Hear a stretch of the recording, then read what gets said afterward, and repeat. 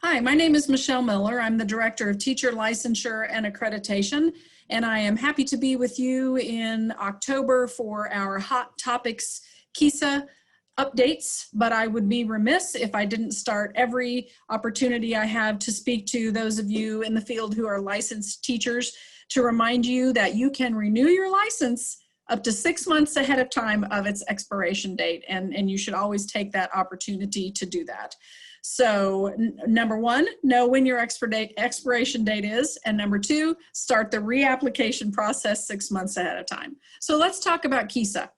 I want to bring you some important information on the accreditation pause that the state board accepted in September.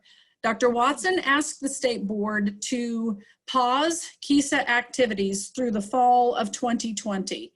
So what that meant was any work that was related to KISA for the 2021 school year that you would have done in the fall would be stopped, right? And any 1920 pending visit that you might have had scheduled, because back in March we extended that opportunity to Halloween, October 31st of 2020, that could be stopped as well. So what the September board action did not do was pause all KISA activities for the full year, although we believe that possibly was their intent. So what we are going to do is go back in October to the state board, who I think will be 100% continually supportive of this option of pausing these activities to allow our systems time to breathe, time to take care of the safety concerns and all things related to the pandemic. So we'll ask them to pause all KISA related activities and extend that pause through June of 2021. So what that means in October, pending their approval of that motion, is that all systems will be able to put a halt to any outside visitation team visits. And here's where it gets a little tricky. It will also pause the completion of your system yearly update. This might have been different than what was communicated to some of you, but here's why. You will need to provide some accountability to the things that Dr. Watson and the state board are wanting you to pay close attention to in this pandemic era. And so in order to do that, in the authenticated app to provide that accountability, you will complete the first question of that report by April 1st, which addresses those two things, the academic and the social emotional needs of students.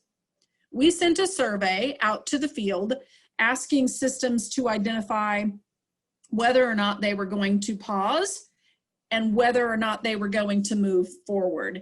Some systems said, we have a good thing going here. We're gonna keep moving, we're good to go. We're gonna stay in our cycle and we're going to go ahead and keep on target with what we had planned. Others said, no, we need a little more time. Bottom line, what this pause means is that you go from a 5-year cycle to a 6-year cycle due to all things COVID-19 and pandemic related.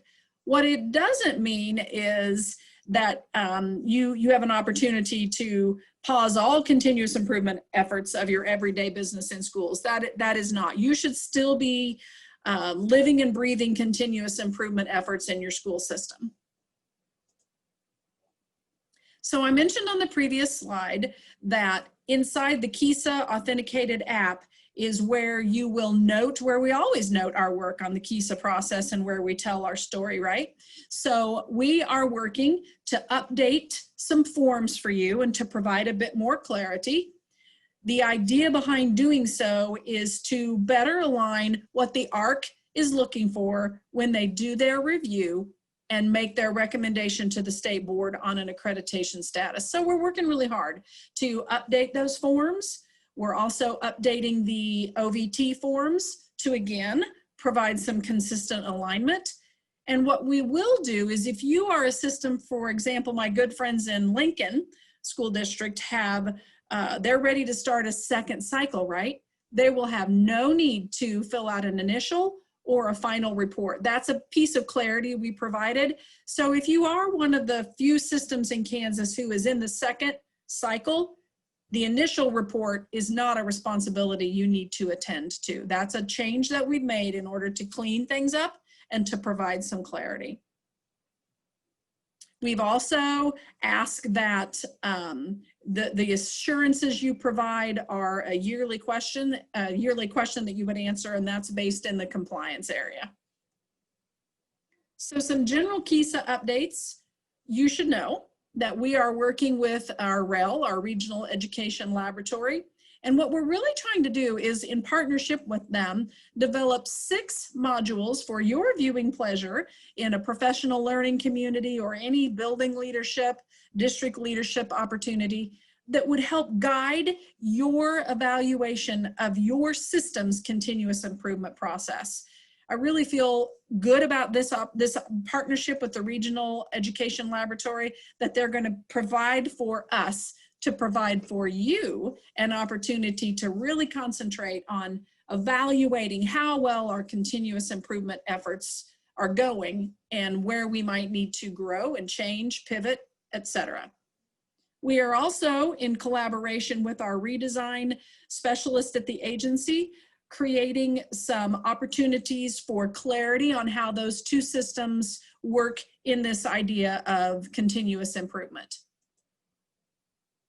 So right now, what you should be doing for KISA, actually trying to really take the pressure out of that, take the wind out of accreditation right now. That's why that pause is so valuable to you.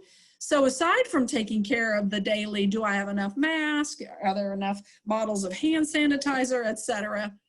These are the things relative to KISA that I hope you can feel good about doing right now. Please do your best to keep the communication lines open. Remote working, when we're working alone, we don't want anyone to work continuous improvement processes in normal circumstances or in a pandemic remotely and alone.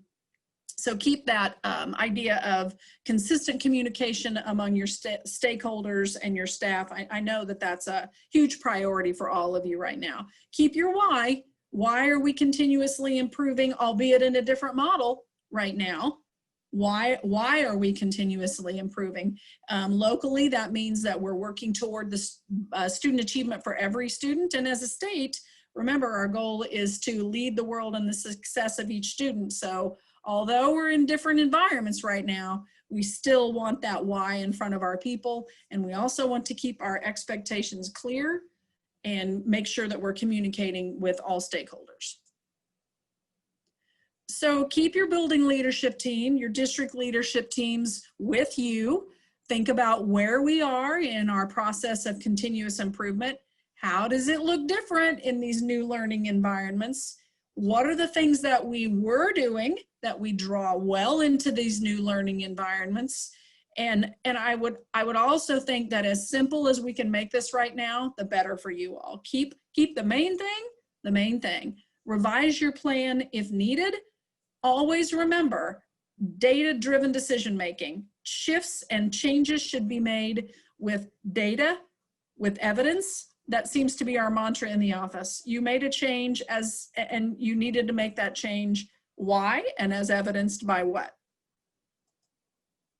Let me give you a couple of ideas on, not really ideas, but let me fill you in on what the Accreditation Advisory Council is up to right now. They're a large group working in some smaller groups, and what they're working on are these projects. They're working on a crosswalk document between the accreditation process and the work of the redesign schools.